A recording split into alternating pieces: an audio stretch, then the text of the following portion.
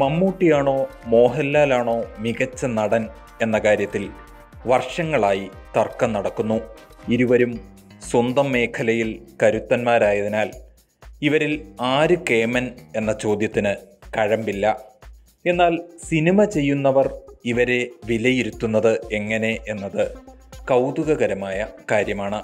Cinema വ്യവസായത്തെ നിയന്ത്രിക്കുന്നത് super താരങ്ങളായതിനാൽ ഇരുവരെയും തരാതരം പോലെ വാനോളം പുകഴ്ത്തുകയാണ് മിക്ക സംവിധായകരുടെയും ശൈലി.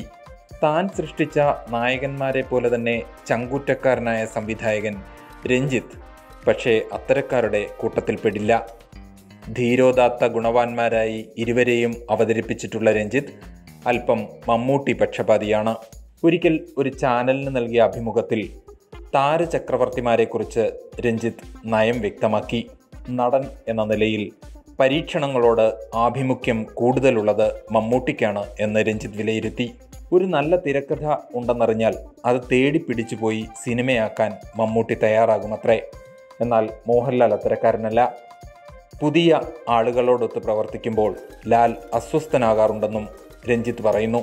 സ്വന്തം കൂട്ടുകാർക്കൊപ്പം പ്രവർത്തിക്കുമ്പോഴാണ് ലാൽ മനസ്സ് തുറന്ന് അഭിനയിക്കുന്നത്. മായാമയൂരം എന്ന തൻ്റെ മികച്ച തിരക്കഥ ബോക്സ് ഓഫീസിൽ പരാജയപ്പെട്ടതുകൊണ്ട് മോഹൻലാലിനെ വെച്ച് മറ്റൊരു ചിത്രം ചെയ്യാൻ തനിക്ക് വർഷങ്ങളോളം കാത്തിരിക്കേണ്ടി വന്നു എന്നും രഞ്ജിത്ത് ഓർമ്മിപ്പിച്ചു.